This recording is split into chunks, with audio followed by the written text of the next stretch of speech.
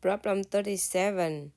So in DNA is made up of 4 sequences of the molecules A, G, C, T, and we call a bases. They are called a bases. So we have 4 bases A, G, C, and T. A codon is a sequence of 3 bases. So for example, we have like AAA or CGC and so forth. Codons are important because each codon causes a different protein to be created.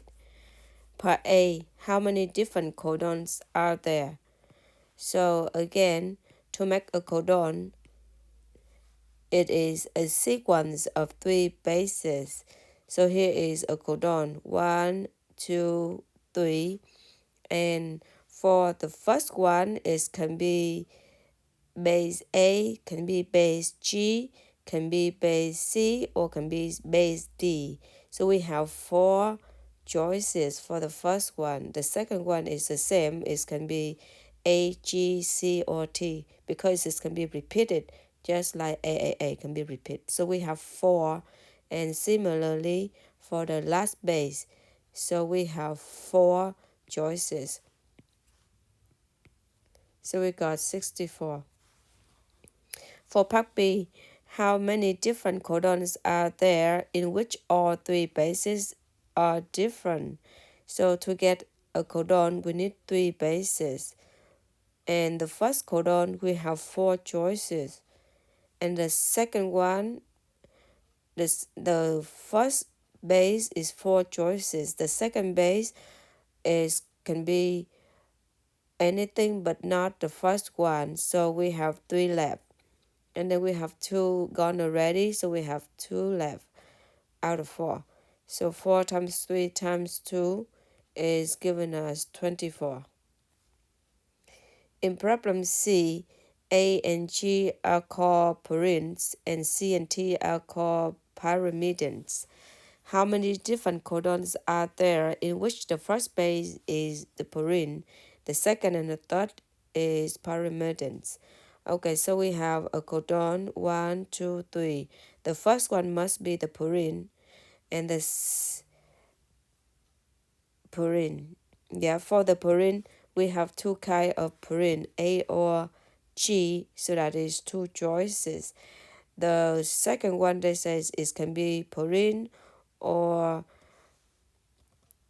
the third one is can be purine also. Sorry, the second one and the third one is pyrimidine. So we have 2 choices is COT and COT for the third one. So that is 8. What is the probability that all 3 bases are different? So you notice that in part D, they're asking us to find the probability, and part E are also the same. In part A and part B and also part C, they're asking you how many. So to find the probability have to be in a fraction. The bottom is have to be a total, and the top one is the number of the event. So the total codon that we have is 64. This is from part A. Okay, and we find the probability that all 3 bases are different. That will be in part B. We know that the number of the different bases, different codons have different bases is 24. So 24 out of 64. In problem E, we know that the total codons we have is 64, and we want to know the probability of the first one is the purine, the second one and the third one is pyrimidine. So that is part C, right? Because we already count in part C that we have 8 different codons that has the first base is the purine and the second and the third is the pyrimidines. So that is 8 out of 64. So for the probability, you use a calculator to divide and take 3 decimal places.